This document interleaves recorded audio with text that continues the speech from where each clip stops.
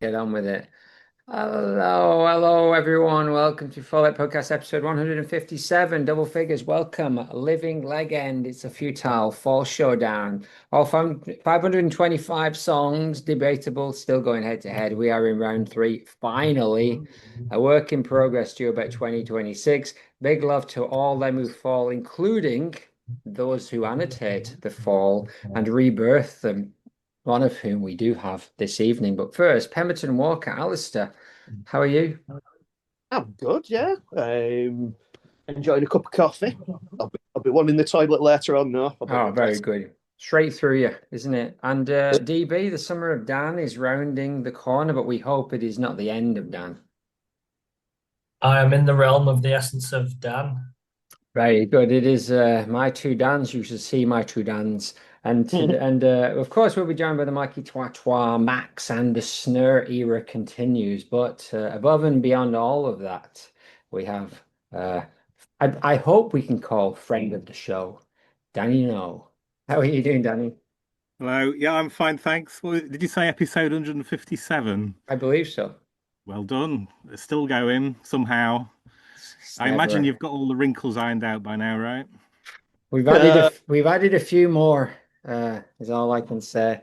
Um, so tonight we've got Spencer Must Die versus Behind the Counter, Blindness versus 10 Houses of Eve, and Pine Leaves versus H.O.W. But before we get to this, I've been wanting to ask Danny, about a thing that I stumbled across probably through the Annotated Fall or something, but called the Flickering Lexicon. Um, Dan, for those of us, for those who have not encountered it yet, could you, if you don't mind, describe what this thing is? Well, the Flickering Lexicon is a concordance to the lyrics of The Fall up to about, what is it, 2014, something like that. It's a project that was inspired by people saying there ought to be such a thing for quite a long time. There never was, and I guess I was the person with the necessary mania to actually try and do it. It was never actually completely completed because you just run out of time with these things. But and the last update was something like a decade ago. So I am, since I'm between jobs at the moment, currently working on an update which will, bring the story up to date and so on. But the software I used at the time no longer exists in the same well, no longer exists. So I'm having to learn new software, and I'm having a go at using some AI programs to see if I can do stuff with that as well, which is quite interesting. It does make some things a bit simpler. But some of the analysis requires actual proper linguistic software. I'm not a linguist. I know nothing about linguistics, but I've never let that stop me. Yeah, I mean, I'm into all kinds of pasta, to be honest. Um, but Danny, before I dig into the actual analysis, because I was really interested, I was talking a bit earlier. Anything from your memory strike you as being interesting in terms of the words that popped up or the number of things? Was there anything that Well, we were just talking before recording began about how the full compare with other groups, and hmm, there's not a lot of other groups have been analysed in this detail. There are linguistics corpuses, as I believe people that know about this call them, for like blues lyrics and all this kind of stuff. But for Bob Dylan's had it done to him. Grateful Dead, there's one online. The Beatles, there's a book for the Beatles. They did that years and years ago using big mainframe PCs. Took them 4 years. And the Fall have got more songs than any of those, more words than any of those, and a more rich vocabulary than any of those, interestingly. yeah, so I think Dylan, the more songs for sure, The Fall, although Dylan's knocked out a few more albums in the meantime, but The Fall did after that as well. The Beatles not so much. Text size, yeah, Dylan maybe slightly edges them out. It's close. But then yeah, um Oh yeah, in vocabulary, terms of total number of yeah, just total total word number. text, yeah, You yeah. don't get points for just using lots of words, Bob. Add another couple of verses on so you can win this battle.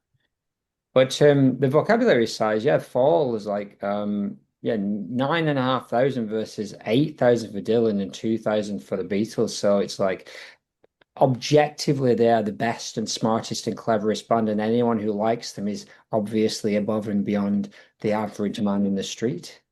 Definitely, we ought to get our appeal into the Nobel Committee, I think. Yeah, exactly. It's life is not fair, as we stated earlier. Dan B, DB. What if you like The Fall, but it's mainly for the music? Do you have to be a lyrics Yeah, hound to be Well, that I mean, if intelligent? you're not interested in lyrics, you're not going to be interested in the flickering lexicon, I would suggest. I was It's quite for in, people who are interested in lyrics. I was interested in it, and I was kind of being facetious, and I was really interested in the words that appear in. I tried to find a list of words that appear in every decade of The Fall, Okay.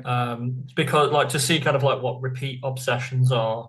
The one that really struck me, without kind of trying to side road, was like under. I think under appears every decade in Right. and also the way that the kind of the very common recurring words that have multiple meanings and senses. He often uses like every sense of them, like even like kind of sit like words like be or I can't remember the examples off the top of my head, but like he doesn't just use a word in a single sense. He's kind of very mobile with his kind of senses of even adverbs, adjuncts, things like that. So yeah, I am interested in the lyrics. Just I don't hear them initially. I think that's the main thing. Well, just to pick up on that, I was going back through some old Fall forum discussion of this, and there was some discussion of words that are used in every decade. I may have made a note of it. I'll have a look through in a second. But the most commonly, I did include all the words that most linguists wouldn't bother including in accordance, like the and a. I just thought it was funnier to include them. So the most common word used is, of course, the. But in terms of interesting words, the most commonly used word back then was man.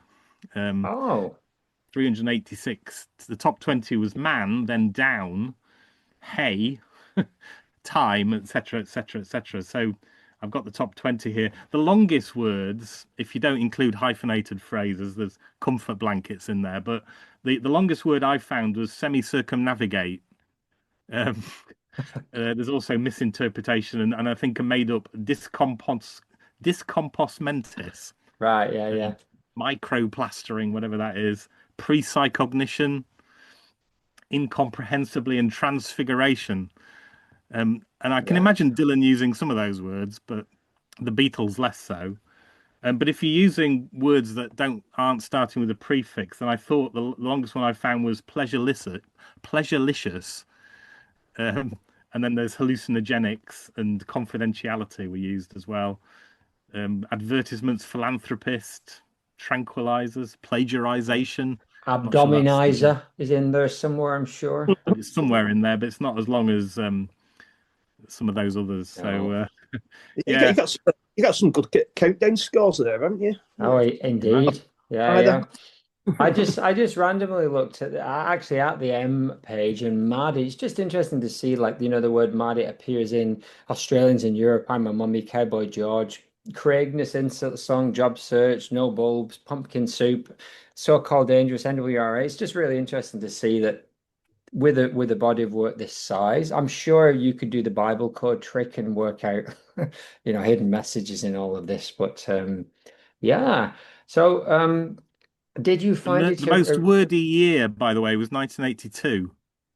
okay? Yeah, well, yeah. What is that? That was Hex and Room to Live, and Yeah. so that does make some sense. Top Yeah, top five songs by number of words. North Will Rise Again is top. right.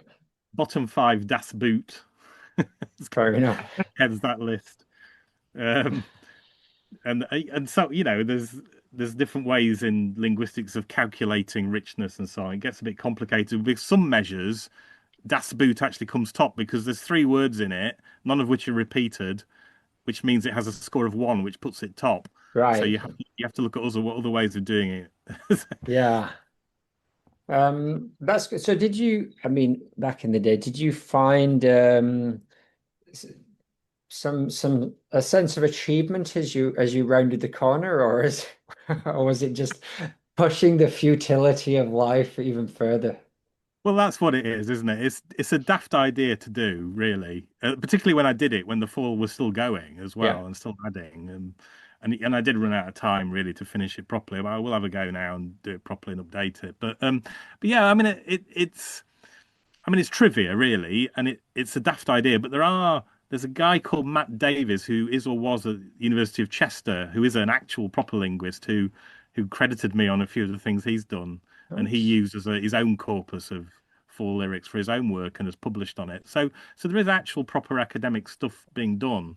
My site is not one of them, um, but I just do it for trivia. And like everything, all the kind of annotation and research I've done, it's just because I like the challenge of doing it Yeah. and thinking through all the decisions you have to make. What to include, what to exclude, how to label things. These are just things that are just intellectually challenging, even though Yeah. the subject matter is just basically trivia. Well, just briefly, if we kind of touch on your other big project, which is the annotated fall rest in peace, and now you're annotating the fall. Where are we at with that? Yeah, so because the original great annotated fall died and has disappeared apart from in the Internet Archive, I thought, well, I put so much work into that. It wasn't my site, but I put so much work into it.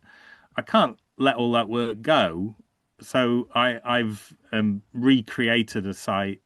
So it's not a copy. I'm including stuff that wasn't included in BuzzFidget's site. So I'm including cover versions and things like that. But it'll Hmm. include so that it'll be a broader coverage. I've got up every song that I want to include, including instrumentals, which also weren't in the annotated Yeah. fall.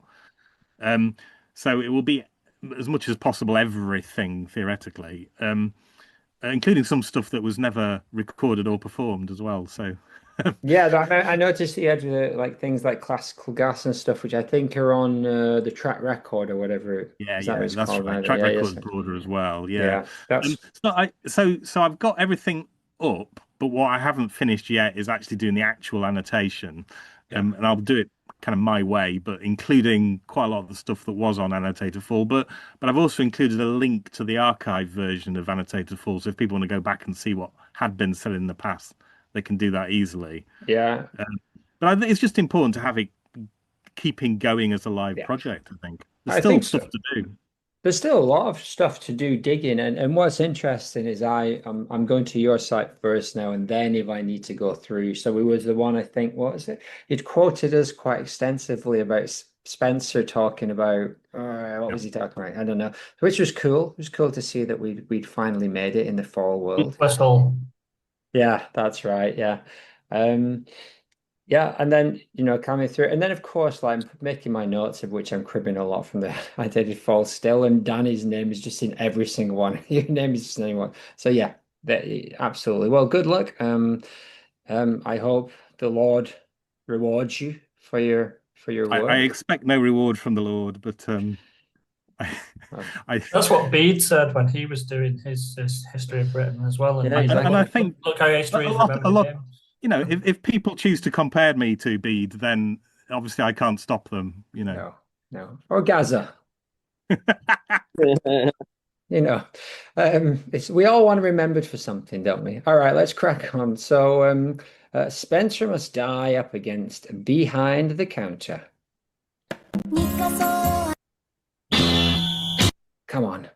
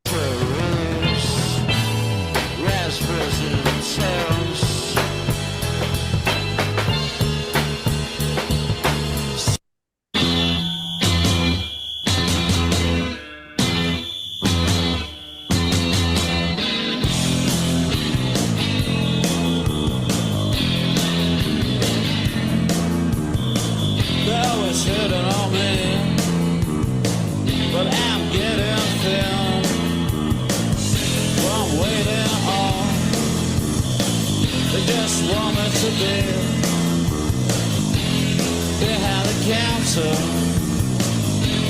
behind the counter.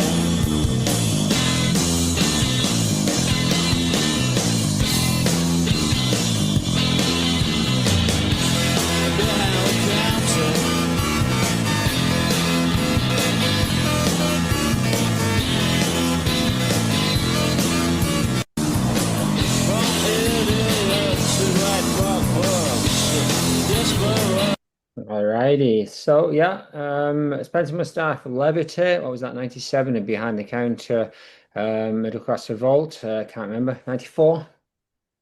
That about right? Who knows? So don't 94, matter. yeah. Don't matter, does it? All right, Alistair, I'd like to come to you first, if you don't very much mind. I'll let you get away with that. Just this once, Brendan. Spencer Must Die. It's one of them from Levitate, and where it sounds like they're kind of like winging it a little bit. It's like it's got some good ideas in there, but it's like they're still trying to develop them while they're recording. It's quite nice what's going on with the drum and bass backing, kind of jazzy, a bit trip hoppy kind of vibe. A few jazzy chords in there. And then the guitar starts. Ooh, it's like it just doesn't need to be there. It's like somebody's just like walked into the studio and plugged in and started tuning up. But yeah, it's not my favourite off Levitate, but I do quite like Levitate. But behind the counter, that's just got a cracking sort of rhythm section to it. It's got a nice groove. And the synths kind of work well, not too in your face, but I'm not too keen on the whistles.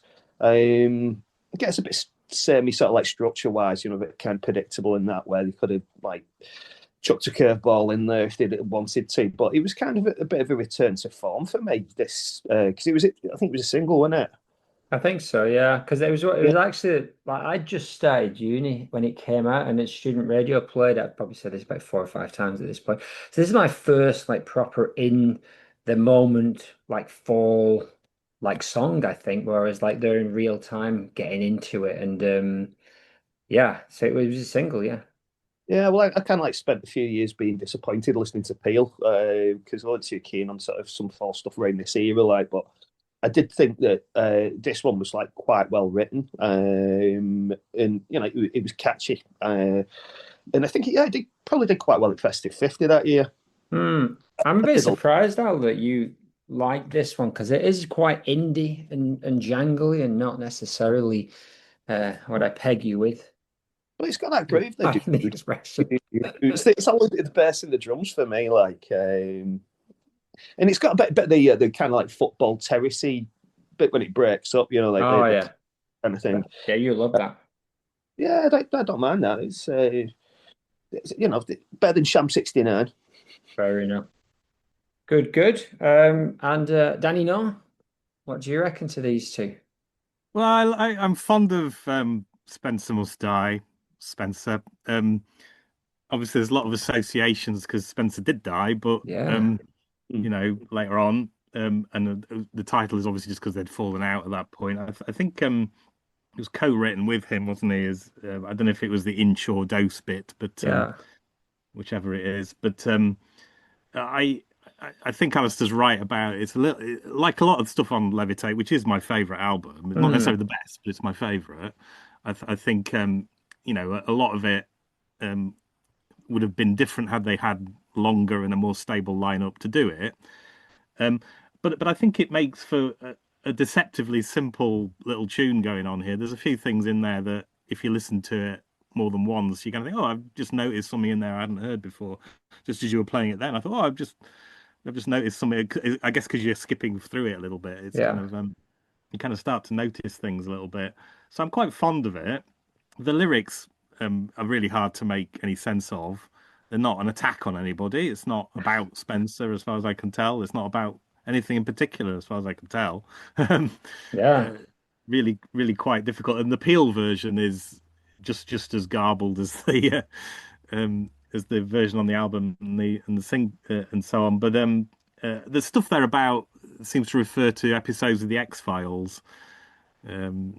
something about According to Dan, season 2, episode 7 of the X-Files, first broadcast in 1994, title 3 has Mulder examining a tin of raspberry sauce at one point.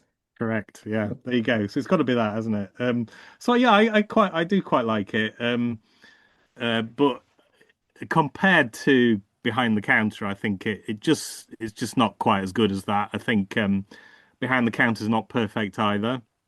There's nice bass going on in repeatedly there, and I do like that. I think the keyboard stuff, it kind of works. I'm not completely convinced by it, but it's there anyway, and it's not offensive to me. And it's got a cleaner kind of lyric to it in a way. You can kind of make some sense of it. Still not entirely sure what he's on about, but you can make some sense of it, which I think is an advantage in a lyric in some ways. Um, so yeah, so I think Middle Class Revolt. There's a remix of it as well, which is perfectly serviceable. It's good. It's fine.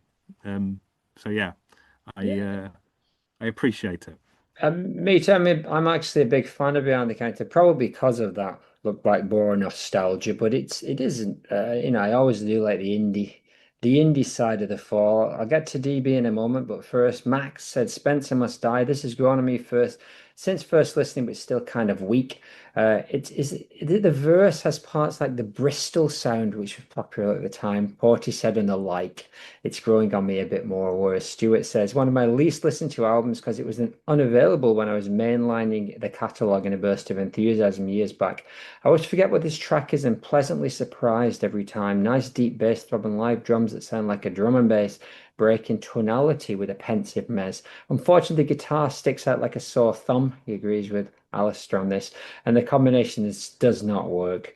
Whereas Snare says a few scratches short of one of those Beastie Boys instrumentals, not a million miles from Cave Stagger Lee either. Smith didn't really bother showing up for this nice bass and drum groove. Neither did the band when it comes to the extremely non-committal chorus. I'm going to play a little bit of the Beastie Boys instrumental that it does remind me of.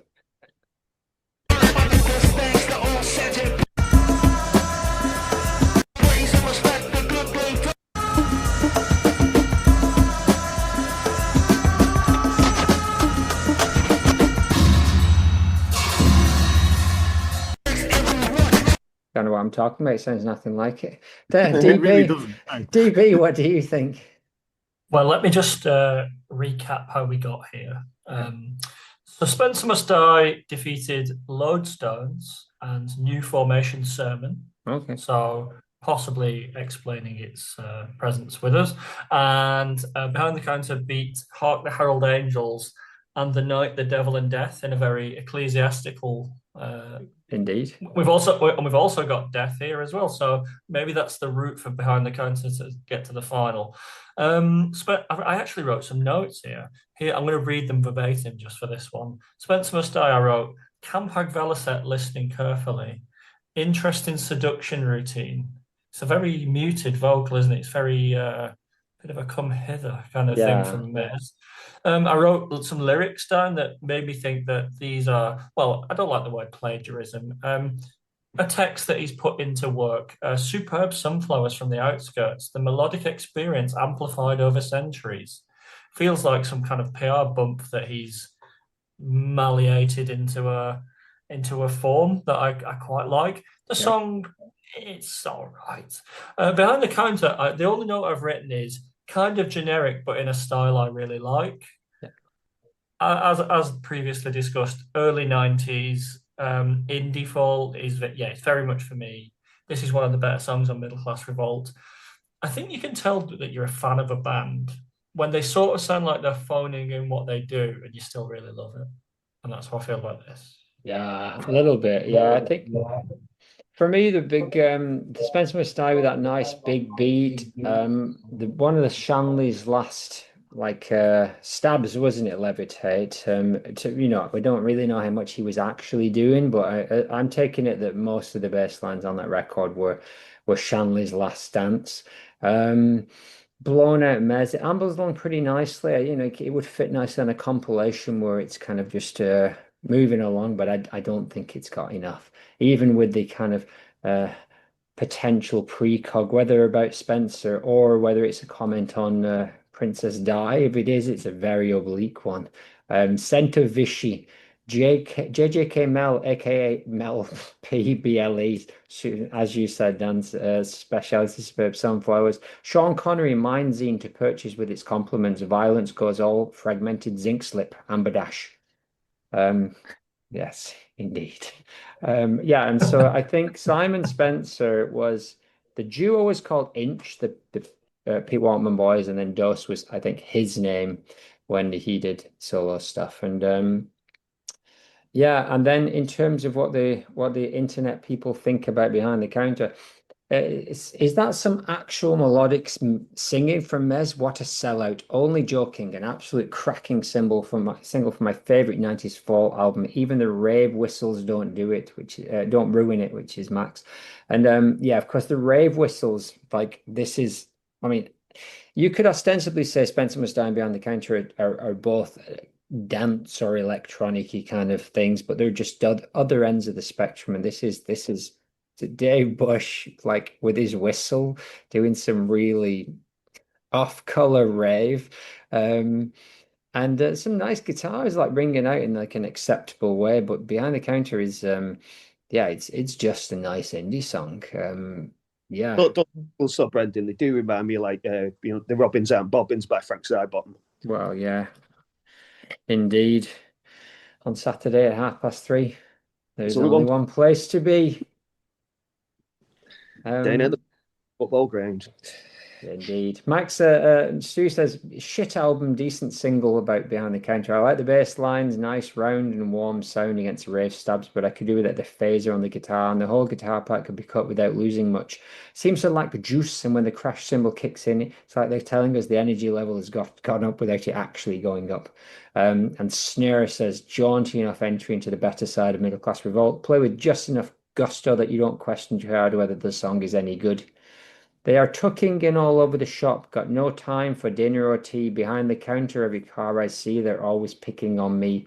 I think I've said this a few times before, but there's an Ian Brown interview where he says this kind of talent doesn't translate to the sweet shop. And that's kind of what I always think about when this is like Smith telling everybody else that they should get behind the counter, but also saying that they shouldn't get behind the counter because it's no good for the soul. Yes, Dan says I always thought it was Handsome Turk. That was Dannyno's comment, I believe, from the annotated file. I'm not sure. I'm not sure. Are you, when you make these comments, are you in a research frenzy, or are they all in the are they all locked away in the palace of the mind? Can you access them? Well, a bit of both. I'm often in a research frenzy, Brendan. Oh, to be in such a place. All right, let's move on. No, let's take a vote. That's what we do in this business. So, DB, Spencer Must Die versus Behind the Counter. Which way are you going? Spencer Must Die by being eliminated by Behind the Counter. All right, I'll see what I can do with that information. All right, Danny, which way are you going? I'm going to go with Behind the Counter. Okay, as am I. And Alistair, which way are you going? We'll go with the counter. All right, it's easy, isn't it? So Stuart has just edged towards Spencer with a 2.5, and Max has gone with Behind the Counter. So it's easy days, isn't it? It's easy stuff. All right, that takes us to the next showdown, which is, I believe, Blindness against another Levitate track. Totally random, Dan. I know you love the record, but it's just how the gods shone on us today. Against 10 Houses of Eve.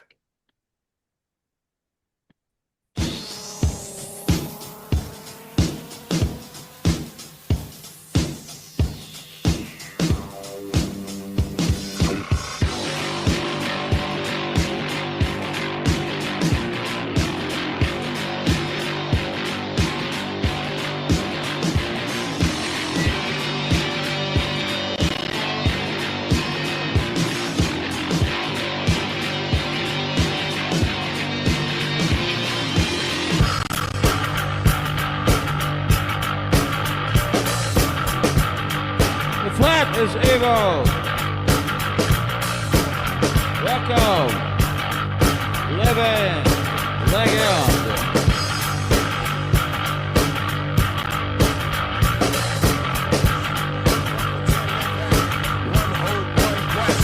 I was walking down the street.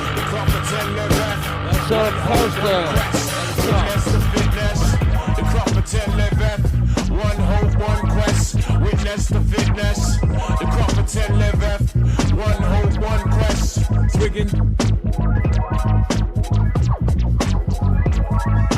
The plant is evil. Welcome. Living legend.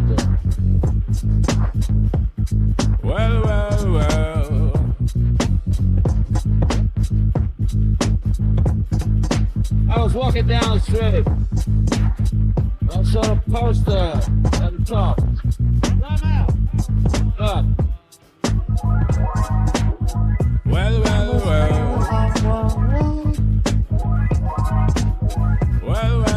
The street was and a poster at the top of the street said,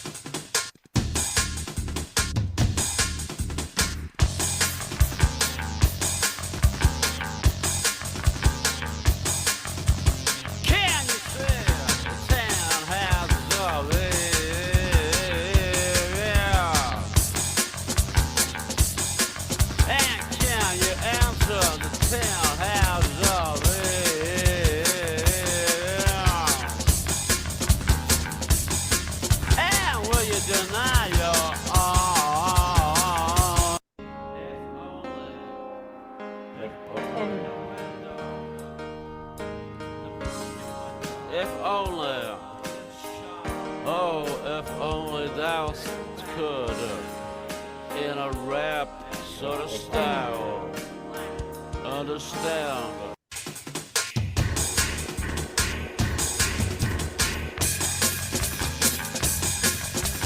Can you grab 10 hands of yeah. Turn around and look at the 10 hands of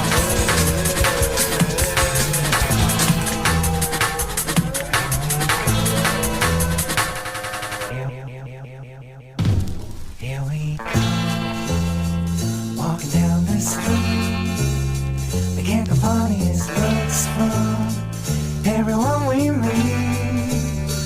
Hey, hey, with the monkeys, people see the monkey ride. That's what that sounds like to me. Danny, no, I'm coming to you. Hopefully it's a yes. What do you think of these songs? Yeah, I just thought it was hilarious. Blindness. Wow, I really love Blindness.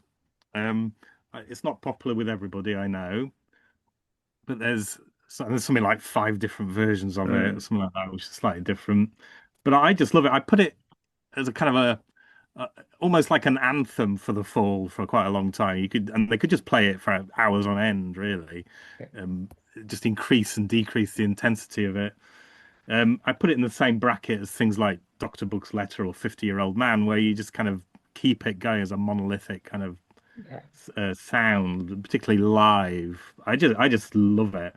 The lyric is relatively slight, kind of a dose of political paranoia, really.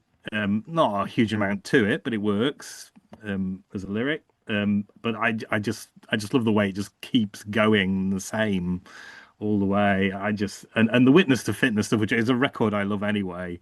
I just like the kind of the origin story of where they of hearing that and using that as the basis. But of course, Witness to Fitness is based on the Doctor Who theme as well. Yeah. So it all goes back somewhere. But yeah, no, I love Blindness to bits and always have. 10 Houses of Eve, which kicks off Levitate, I remember hearing that and thinking, where are we now? That's a remarkable piece of work as well, and absolutely works to kick off Levitate. Yeah. Just give you a taste of what that album's going to be like. And it's completely as mad as a box of frogs. That track, I do love it as well. I like the distinction between the kind of drum and bass stuff going on. It's all a bit dated now, I suppose. Perhaps even then, but I just loved that then. The distinction between that and the way he kind of dips into this pseudo poetry Thou-Couldst kind of stuff. I just like the contrasts and all of that. I love both tracks, but yeah, I could listen to both of them forever, really. It just fits in with my nervous system. Yeah. So what was it about Levitate? You probably told us this before. My memory's awful, but what was it about Levitate, the album? And I think it was first time maybe I came across you was on Steve's Falling Fives, where you picked Levitate, the song, as your favorite. What was it? There's certain songs. I mean, just to start with the song Levitate off the album Levitate, it's just, I mean, it's not the greatest song in the world at all, but it's just the way it just plinks and plonks its way forever. And there's certain songs that are like that, where it just kind of seems to trigger something in my head. The song Moonshake by Can, which is an infinitely better song actually, is a similar one where I can just put it on and just put it on repeat and just keep it going. Yeah. I can't, it's one of those things I can't just listen to it once. I can't explain why. It just is like that. And Levitate, off Levitate is like that. And the album itself, I guess some of it's to do with, where I was at the time personally, where the Fall were at the time, where it seemed like, it seemed like the end of days at that point. It really didn't seem like the group were gonna survive. And they come out with that, and I just remember thinking, this is remarkable. Just at the point where either they're going to collapse completely, and in a way that album is the sound of a band doing what it can as everything collapses around it. Yeah. MAS not in a great place, and so I just coming out with something that individual and brave, if you like, really. I just, amidst all the problems they were having, I just think it's remarkable, and it still doesn't really sound like anything else, while sounding like lots of other things. If you see what I mean? No, absolutely. It's not. I just, it's the kind of album you can kind of curl up in bed with, and it'll always be elbowing you in the sides and slapping on the head and all this kind of stuff. But that's what you want next to you. Absolutely. It's such a weird record. I mean, I just have a soft spot for weirdness and minor characters and things. I mean, me and my brother have done a Maud Flanders podcast for the last 5 years, and it doesn't get much more obscure than that. So give me Room to Live, give me I Am Our Missing Winner, give me Levitate, and I'm happy because it's just desperate, and that's what you want in a band. It's just like we're just desperate to scratch something together and put out there, and it's like, oh, we just accidentally did something absolutely amazing. Yeah, exactly. Max says blindness, the weird fake intro lures you into turning it up, then proper kicks you in the balls. What an absolute steamroller of a track. There's a Derek and Clive sketch where Dud says, I was walking down the street. Pete pounces on saying, no, you fucking weren't, you cunt, which I always think of. Yeah, that weak opening. Brilliant. Snare says, not sure the album version represents a definitive take, but probably the most impressive heavy entry into the late era canon. Danny, he's saying it's calling it late era. It's not, he's a new boy. He's not acceptable, is it? Mid-era. Mid. When I'm bored, I break the contract and overdub Jules' Boogie Woogie piano in my head because there was the story where they signed the contract that Jules wouldn't play on their stuff. And then Stu says Blind is one of the best things from the period of fluctuation before the last band settled in. The growling bass line and superb drum groove and the turn taking being Elaine, his synths and the guitar stabs are brilliant. Mez's musings are really evocative, and the whole thing's it's like a tease that builds bit by bit, but doesn't ever seem to culminate. Tantric Fall, it was fantastic live too. What does DB think of this madness? Well, to kind of build on what Danny and that comment said, the kind of the T's or the kind of like I was doing a bit of music theory reading on this because I believe it's a 1-3-7 in a minor scale, and that kind of has this kind of unfinished feel. Like Okay. it almost like so when it loops back to the beginning, you always feel compelled to keep going to kind of desire that kind of feeling for continuance. I think blindness does that really well. I really like the fact that, this by 2005, like, okay, it's mid-period fall, if we say, but this was a band that had kind of whose, for most people, like great hits, the most important songs were way behind them, but this picked up loads of fans. This one, I know people who got into the fall because of blindness. It was like such a banger, like people who this became the defining sound of the fall, rightly or wrongly. To get here, by the way, it beat Reprise, Jane Prof, Mick, and Exploding Chimney. Just I thought I'd throw that one out there. I'm not the world's biggest fan. I think, as Danny alluded to, there are some people who don't love it because it's simple. It's quite like I prefer slightly messier and or maybe just slightly, but I've got a lot of respect for it. Does that sound insincere? I think it possibly does. 10 Houses of Eve beat This Perfect Day and Is This New, which might be the first time it's beaten two songs I've never heard of or don't recall hearing. My notes here, I wrote Bit Chris Morris. Reminds me of the theme to the P.O.D.C.A.S.T Brass Eye, where they switched it to kind of a drum and bass theme. And then I noted the lyric that if only thou could in a rap sort of style. I really like that. Yeah, the kind of the pseudo poetics of thou'st, because that is a misuse of thou'st because it's thou hast. If thou hast could, makes no sense. But in a rap sort, like what I'm really intrigued with what he's kind of consuming here to kind of make this weird. It feels like a joke construction. Bedecked in lace. Bedecked in lace, like kind of like the deliberate kind of juxtaposition of medievalness and almost like the apotheosis of contemporary rhyme form in rap. Like, and he's somewhere in the if he middle of does those say things. rap, but because there is an argument he might be saying rapped. Raps. Okay. Well, I'm going to say rap because that's what I've read. Yeah. It makes sense in my head. Musically, I like the breakdown in the middle where it kind of returns to that I come and stand at your door piano sound. Birthday song is the closest. It's almost identical to birthday song. Yeah. I mean, my view on Levitate is that it's a great album, but a lot of the songs should not be separated out and held to the light in this way. Just because I think it's such a wonderful, like, 40 odd minutes of bricolage. And like when it's like taking out a piece of a collage and examining it on its own, it maybe doesn't quite do it justice. But this is a close one. I've still not really made my mind up. Let's see what someone else thinks. Yeah, no, I mean, with you on that stuff, let me play. So there's a suggestion that the Panther Burns stuff definitely was an influence. Like they covered Bourgeois Blues, like almost identical to the Panther Burns version. And so they've got a song called Blind Man. Let's have a listen, see if it's any closer than the Beastie Boys one that I threw in earlier.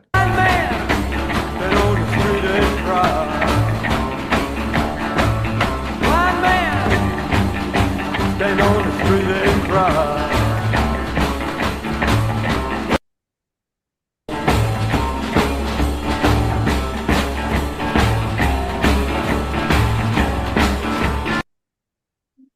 Not really, to be honest. I mean, I think I was one of the people that was pointing out the Panther Burns link with Blind Man, and clearly they hung out with Tav Falco and the Panther Burns at one point when they were touring the States, and MES clearly had the record. Oh yeah, it was pretty obvious. I think there might even been a photo of it somewhere on the back of one of the albums. So definitely the case that's where he's sourced some of this stuff. But he did seem to have Mark Smith did seem to have a soft spot for some of those old blues songs, and I'm pretty sure that the Panther Burns version of Blind Man isn't it Muddy Waters or somebody did Blind Man Blues? So I think it's taken from an old blues song by Bourgeois Blues. So yeah, and that's just a straight up like blues, walking kind of bass line. Alex Chilton was in Panther Burns at that time, which is a weird connection between Big Star and the Fall that I think he only made one comment about Alex Chilton in the songs, didn't he? Yeah. Arguably, yeah. Arguably.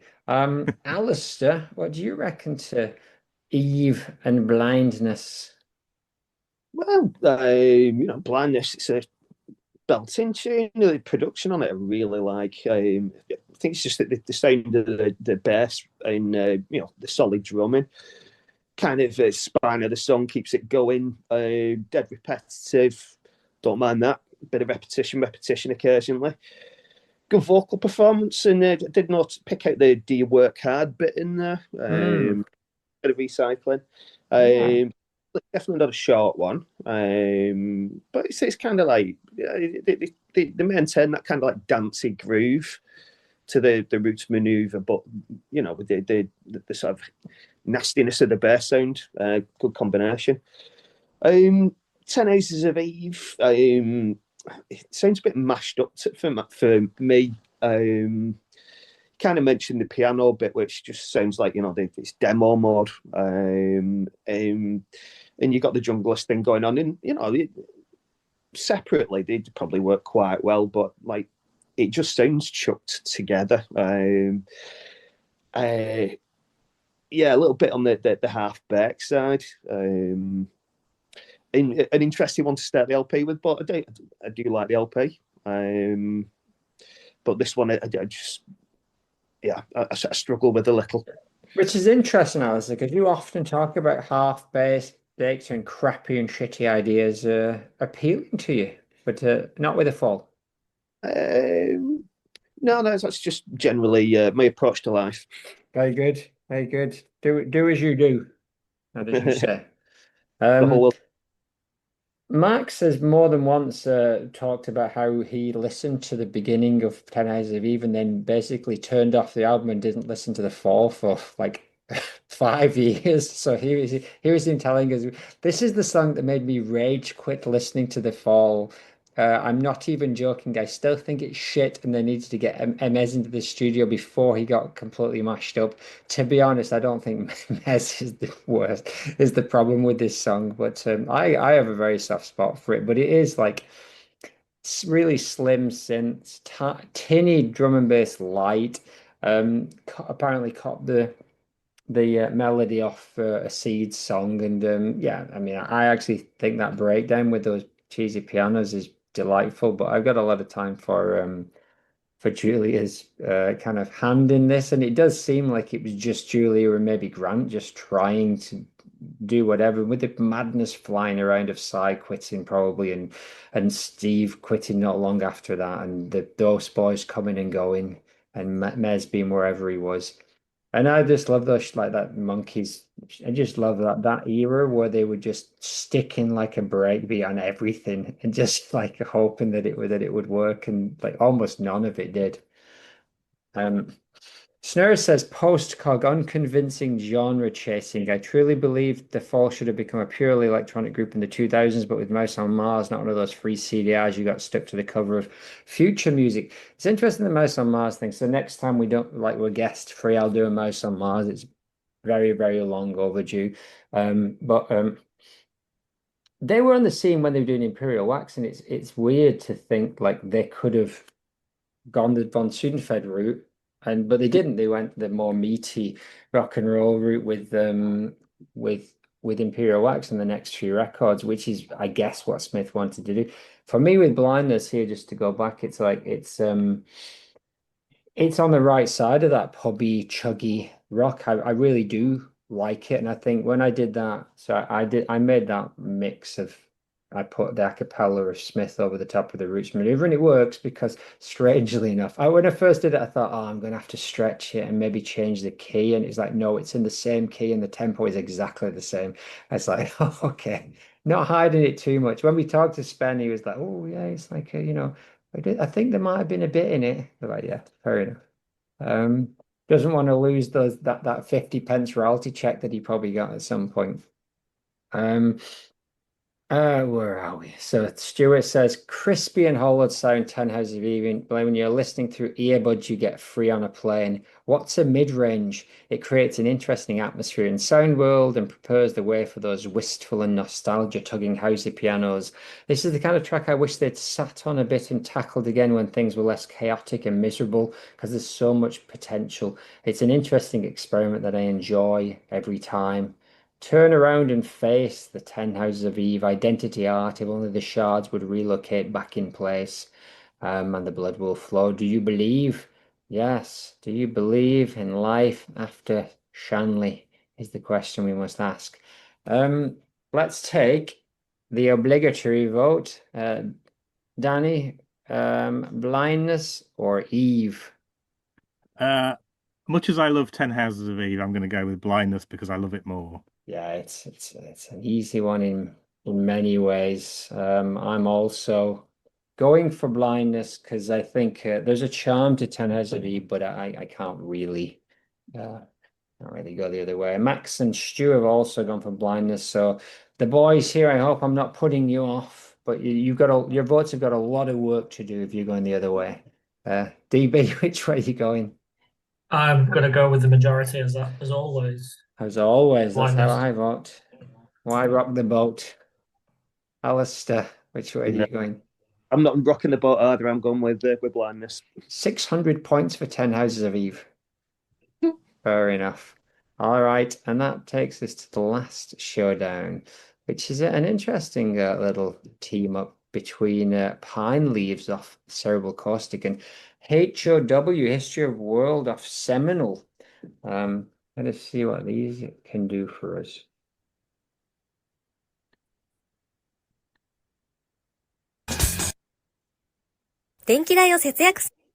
Oh, He looks good pleased with lord. herself. She's made some cash on Amazon. Ooh. If anyone else wants to make cash, Amazon's the place to go. The Hitler right during the occupation arranged a death camp. It was not a concentration camp. Annihilation.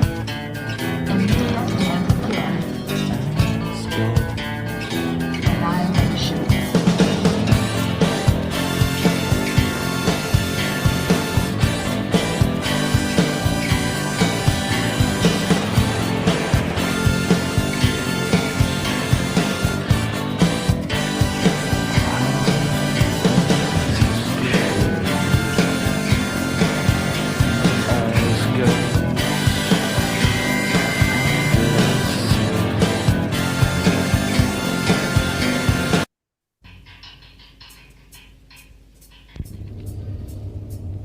I can treat you to visit to coastal pillboxes.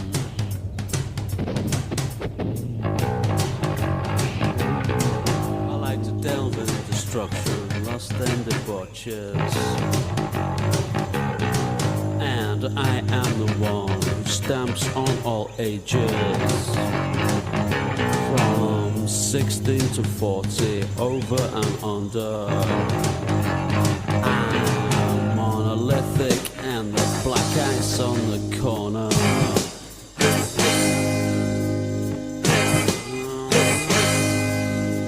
Indeed, it's Pine Leaves and how. Danny, what does it do for you? Well, Pine Leaves. I remember. I think it's the last track on Cerebral Caustic, isn't it? Which was probably one of my least favorite albums. Yeah. But MES in unusually reflective mode, and there's something, some genuine kind of emotion and feeling, I think, in what he's trying to get across, as far as we can tell. Something there about. Well, not concentration camps. There's clearly some kind of sampled voice of a tour of one of these places. So whether that's a Japanese one or a German or Austrian one, I don't know. But it's one of the songs I do keep meaning to dig into in a bit more detail and see if we can work out a bit more about it. I mean, he's spoken about members of his family who were impacted by the war or held in prisoner of war camps, and so you feel like there's something genuine and heartfelt there, um, which is interesting. I remember liking it on that album, which, as I say, isn't one of my favorite ones. Just as something a bit different and unusual. Um, the music though, um, there's something sad going on there, or something reflective going on there, but then there's peculiar upbeat stuff keeps happening, and I'm never quite sure what the tone of it's supposed to be musically, so I find it a little bit confusing. Um, you know what I mean? There's just something Yeah, odd there. I mean, obviously, those the bizarre series of choices to put Dave Bush's trumpets all over it Yeah. is just it just throws you off, and you know you would think, is that intentional, or did Smith just say, "Oh, I like that"? Is it, or is it just, or is it a deliberate attempt to have some kind of conceptual thing going on? I don't think I so. I'm in no position to know. But I do like it. It's it's one of those unusual kind of um, thoughtful songs that he did occasionally, not never. Yeah, H.O.W. though is the more intriguing one. Less idea of what he's going on about than Pine Leaves, really, uh, but not dissimilar in some ways. I'm convinced there's some source to this, like a Gunter Grass novel or something like that. okay, There's bits of it that just strike me as similar to stuff like the Tin Drum or other stuff that he wrote. Um, and there's something in there that almost feels like crossword clues. There's a reference there to Butterstyle Lane in Prestwich, for example, right, yeah, included in there. There's stuff there that you can find. So it's interesting lyrically. It feels like he's doing proper poetry um, in some ways, but it's really difficult to interpret. Um, and I musically, it's kind of stopping and starting and bumbling along. But I do like that. I I kind of I enjoy listening to it when I do. Um, yeah. and I probably listen to it more than I do Pine Leaves. Um, it doesn't kind of tonally confuse me in the way that Pine Leaves does. I'm not sure if that makes it better or worse, but yeah, I do like it. I think HOW clearly means history of the world, and there's a text in Renegade which is called that, and which seems to refer back to this, whether it's like an early draft or a poem it's based on or something like that. Yeah. And I do like songs that make you think, make you hunt for the sources and the inspirations and try and work it out. Both these songs do that, Yeah. um, but HOW is more so, if you see what I mean. Absolutely. It stimulates my curiosity. It's very dense lyrically, and Mm. I get you. I think is it seems too dense at this point from what Smith was writing to be that he just decided he was going to write this really kind of deep point. It to me it makes more sense that he this is based on on a text or something he was reading or something he found. And then yeah, the fact that the tone of Pine Leaves with the audio playing and then the lyrics that seem to kind of match the mood, and then just the trumpets just throw it way off. It's absolutely brilliant, and I absolutely love it. And yeah, Cereal Caustic could take the joke. I'll take Life Just Bounces, which you know they did again anyway, and then I'll take this one, and that's about it from that album. It's yeah, I can take that or leave it. Um, yeah, Stu says Pine Leaves. This again, it starts so well. Then those fucking awful cheap synth pops and ruin it. One day a mix will surface with the cheese removed, and I'll be able to wallow in the lovely texture of sound and voice. Well, yeah, I mean the picking is really nice. I'm guessing that it's still Craig at that point because he was on his way out after that, right? So this is Craig's last record, I think. He did Cerebral Caustic, and then I think yeah, he left just before they started. Grammar's Like on it as well, though, isn't he? Brammer's on this on I them. don't think so. Not on Cerebral, Oh, no. isn't it? Oh, sorry, my mistake. No, I don't think so. But Burns does play some guitar, and you know, again, the mystery of Carl Burns. You wouldn't put it past him for Burns to have pulled this out of the bag at some point. So I'd be really interested. But I'm still putting it down to Craig, although Bricks is there as well, so it's possible. Yeah, I'd like to know a little bit more. Max says Pine Leaves, one of those audio collage tracks with lots of layers. Was it actually the law in the fall camp that whoever was doing the keyboards had to pick the naffest brass preset? And Snare says early Fortet precog. Interesting. Yeah, you could make an argument for that folktronica kind of thing. It's not quite there, but it's not too far off either. It's all going nicely with micro tapes and then part, like a clown car joining a funeral entourage shortly before the turn off of the crematorium. Yeah, Alistair, what do you reckon? Well, I always thought Pine Leaves was about Courtney Pine leaving the building, but there you go. The synth brass thing, right? That I do kind of like it in a perverse way. It's like one of those things that Mark Smith would do just to piss off people in the band. You know, like similar to sort of the Bonkers in Phoenix approach. Yeah. Yeah, but it does remind me of sort of like some soundtrack, like the synth brass thing to some sort of like 80s zombie film or something like that, or like a SNES game like Zelda or something. But I do like the soundtracky quality to it. You know, some of the backing vocal things work well. Nice subtle delivery from Mark Smith. There's some like trippy sort of effects in there that sound a bit dirty, but they're okay. But yeah, I quite like Pine Leaves, especially for the brass. H.O.W. kind of reminds me of Clubland James experience, but without a brass section. All right. Yeah, I'm considering a move to Memphis. Yeah. It's just missing something, I think, and it's just that it's not even the chorusy bit, but the bit where they're just hitting the same chord. Right, yeah. And I think it's the chord more than the rhythm of it that just doesn't do it for me. Yeah. But it's got like a kind of nice sort of detective-y, espionage type soundtrack vibe to it. But yeah, I reckon it's one that might have been rushed again because it's a contractual obligation time. Yeah, indeed. Absolutely. The people keep pointing out that kind of brass synthy thing, and it's one of those things that you can absolutely imagine Smith, and I still to this day don't know how to take it, but you can imagine him just sitting there and picking his ear and just saying, "Yeah, I kind of liked it. I thought it was good." And you really don't know whether he's taking the piss or whether he actually does. Ooh, Oh, colorblind James experience there, but yeah, so. I've not got that one. You can have it. When next time I see you, mate, you can have it. 20 Nice one. quid. No problem. How?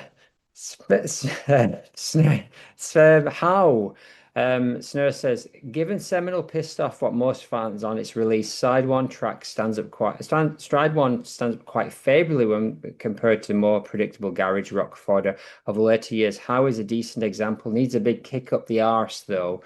I mean, I've said the same about Seminole, and it's like I've just started to more or less think of it as basically an EP with a bunch of live tracks on it. And if you think of it that way, it's actually, far less of an offensive thing for them to have done. Because Deadbeat Descendant Pinball Machine, How, and Squidlaw, and then Mollusk and Tyrol for a little bit of fun at the end, is a very decent EP. But I'm not sure if you can really do that, if that's allowed. DB, is that allowed? Yes, I grant it. Good. Because it makes my memories of buying Seminole Live so much richer. For it. Just 1 second, I need to have a drink of water. Very good. Stay hydrated. Thank you. So, I'm going to pick up on something that Danny said, but it's kind of half-arsed and it's going to come at the end of all the things I'd already planned to say. So, Pine Leaves got here by beating City Dweller and the Aphid. Okay. I wrote, the lyrics here reveal something very interesting. I really like these lyrics. I don't often read over them. I just thought it was a shame that he breathed the lyrics into a cup in the next room rather than into a microphone for the track they were actually recording. I'd always written Cerebral Caustic off as like kind of bad garage rock, but this proves that it's also bad MIDI pop as well. I can't stand it, but I mean the line "Purcell appears in the form of an angel" is fucking wonderful, right? So It's beautiful, isn't it? Yeah. it's just yeah, it's incredible. Like, and that's just the majesty of the band, right? Even in the midst of horror, the most sublime image, like literally the most sublime image. H.O.W. beat Cab It Up and Bremen Next, which led me to quip. More like H.O.W. The hell has this gone this far? Very good. Thank you, thank you. Is that what? This Wow. is yeah, that's unless there's some Brendan nonsense going on here, that appears to be what has happened. I've not listened to the episode in question. Also, is this a sketch for guest informants? I always end up singing Baghdad's whenever this one plays, and it's just before it, so it's sort of There's a could be. case. We'll never know. There's a case. Just to pick up on what Dannyno said, which was probably more interesting than anything I've said on the Gunter Grass tin drum thing. There's a cafe that I sometimes go to in Prague. I won't name it on air because I want to keep it private. And it's a cafe that apparently people like Roger Scruton would go to during the Czechoslovakian era to speak to dissidents that he was trying to get out. And there are many copies of like what you might call like the great liberal texts, including the tin drum. So I'm just wondering if this is like a cultural atmosphere thing that he's plucked out. You know, this was like something that the intelligentsia, if indeed it is a kind of a tin drum as the source text, I think it could be. I think that's a really good observation. I think the song is more competent than Pine Leaves, but no more interesting for it. I mean, if you look again, I would say Squidlaw and How are pretty dense and How very dense, and they follow Pinball Machine and Deadbeat Descendant, which are the opposite of that, especially Pinball Machine. So it's a really interesting kind of mix of ideas there. And yeah, that line about Purcell always, and in fact, that leads me to think of Pender's Fen whenever I hear Pine Leaves. So it's kind of that. I know it's Purcell doesn't appear in the form of an angel Pender's Well, Fen, but Elgar does. Elgar in many ways does, yeah. Um, so I think it's that pastoral idea of England, mixed with this underlying fear of dread, and he just doesn't give you enough to go on. But interestingly enough, he doesn't take too many detours, and like I think what was it the week where he's banging on about some song of how he basically ruined it with like throwing in a couple of lines that just have absolutely nothing to do with the theme of the song. Something which I do all the time and should probably stop doing, ruining my own songs with that same kind of shit. And then yeah, the dense lyrics of H.O.W. But musically, for me, the drum beat and the twangy bass is really good, but I'm not sure it's quite enough. And that kind of that shitty MIDI pop, that pre-folktronica, I can't get enough. I cannot get enough of that. And and Bush just he's a lovely little man, and I just want his trumpets over everything. Stu said How is so fucking good, sparse texture, classic barking bass line, and playful percussion with massive open spaces, allowing a counterpoint to the really inventive guitar work. And that's all before we get to the lyrics and subtle snarling delivery of history itself. Seemingly an uncurring voice, delighting in misdirection and false symbols masterpiece. He does make a case, and it is that kind of might have actually been you, Danny, who pointed out the idea of how the Stones do in Sympathy for the Devil, or others have done of kind of the personification of these forces of, in this case, history. Max, musically more interesting than you at first think. Sounds a bit like at least two guitarists are doubling Doc Shanley, one of the better bits of Seminole Live, but doesn't really belong in this big league. Well, I shared that Granada Reports one. It's much earlier, it's Solicitor in studio, but you've got Carl. It's one of the few videos I've seen where you can see Carl playing the bass. So they're both up there on bass. I was interested. It's such a mystery at this time of what was going on, but yeah, good times. Anything else to add, or is it vote time? Oh, I was just going to observe that there is another tin drum reference in the Fall, which is on the cover of the Oh Brother single. Oh, right. There's a kind of the kind of red and white tin drum on the cover there. So it's something that it's all it's hard to make this stuff stand up really at the minute, but one day I'll get there. One day we'll all coalesce into some wonderful theory I of did everything. I'm doing live annotation here. I did also wonder if the kind of the angel, whether that's Elgar or whoever it is, Purcell, might if we're sticking with the kind of war and the effects of war, might call back to the kind of Angel of Mons idea, all that kind of stuff. Right, But yeah. again, it's hard to get a grasp of that kind of stuff, isn't it? It's just a line here and there.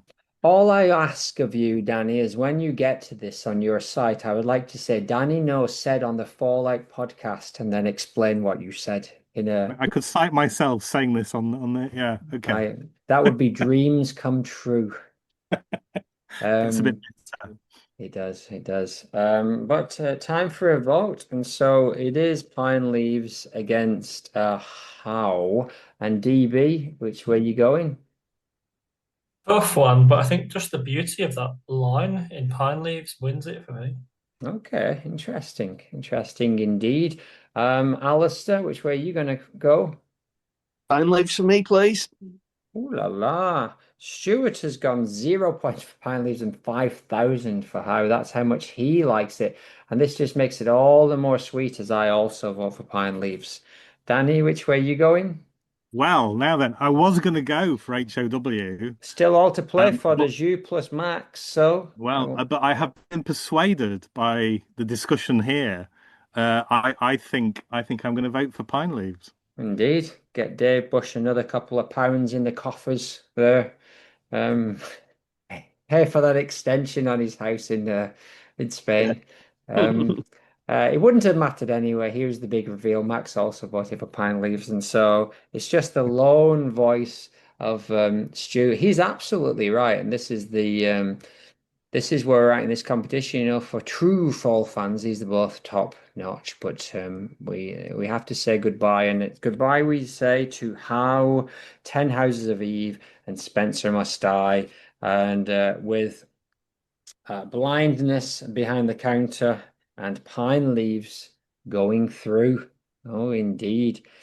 Well, Danny, thanks for joining us again. No, pleasure. Yeah. Do you think you're actually going to finish this?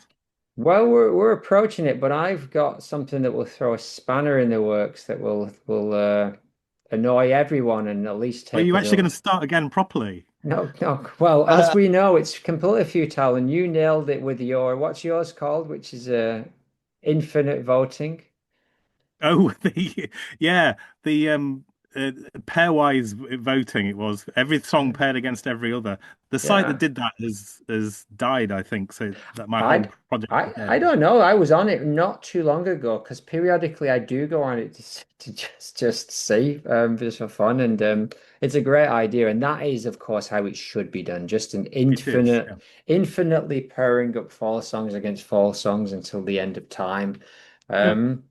Brilliant. But I do hope that I think we've got pencil on the horizon the Funky Psy book. Now we did talk to Psy, but we never really went through his book, and there's a lot of great stuff in there that we haven't talked about yet. So, DB, you're welcome to join us. It's still a while off, probably another couple of months, but we'll pencil you in for the actual fall, the winter, the autumn, winter season, if such a thing allows. And Alistair, it's always a pleasure. Take a few weeks off, but obviously we're not off because next week, if all goes well, we're going to talk to the We Are the Fall Boys on their podcast to talk about our favorite covers. So the world of the fall continues to eat its own tail. And take care, everyone, and be good. Bye. Bye-bye. So I actually had a paper sent back to me this week because I cited myself. Really? Not for that reason. It's because it was meant to be anonymous, and because I said, as I have previously discussed, my name, my publication. Yeah. So so it can be done, and I have done it. Yeah, I think you're allowed to as long as you're citing legit stuff and not just saying what you said to your mates on the buzz. Yeah, well, exactly. Which so what next?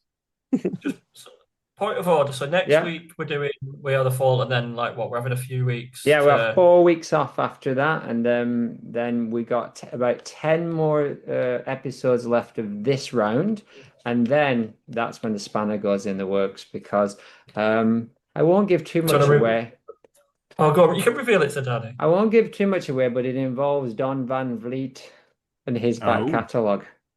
Wow. So we shall see. All right, I won't keep you any longer. Have a good day, my friends, and cheers. Lovely to meet you, Danny. Bye. And you. Cheers. Bye. Bye. Sarah.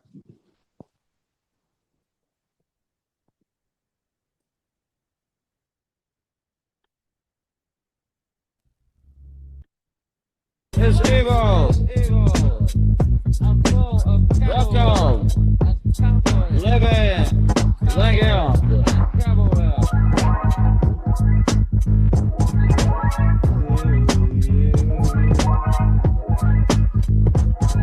I was walking down the street. I saw the poster on the top.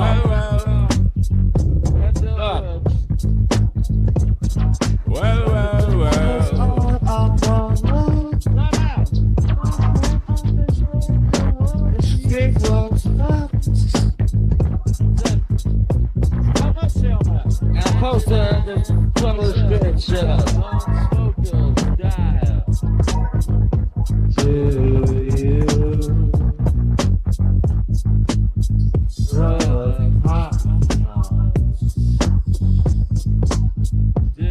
And take care, the both of you. Yeah. Thanks, Brandon. Thanks, Al. Thank you.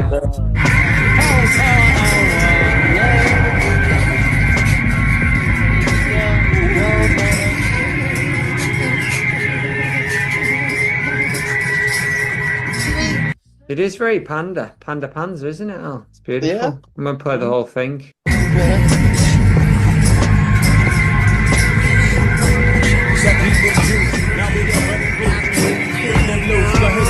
The news with conclusive proof about the truth, the right, the rhythm, the cycle, the right, the travel kind of tracks.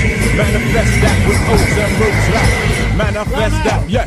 I do my zing way, ain't nothing else I know. Gone up in the life with this ragged bone flow, squeeze the pain from my belly and set my soul free. Travel over ocean, land and sea, face enough stress and difficulty. Flung back from the brink, whining kinda stink. We don't give a freak about what them fools think. Free your network, hard network will speak for itself. Proof of the trophy and the champion belt. Come sun, come rain, come hailstone fell. Witness the witness.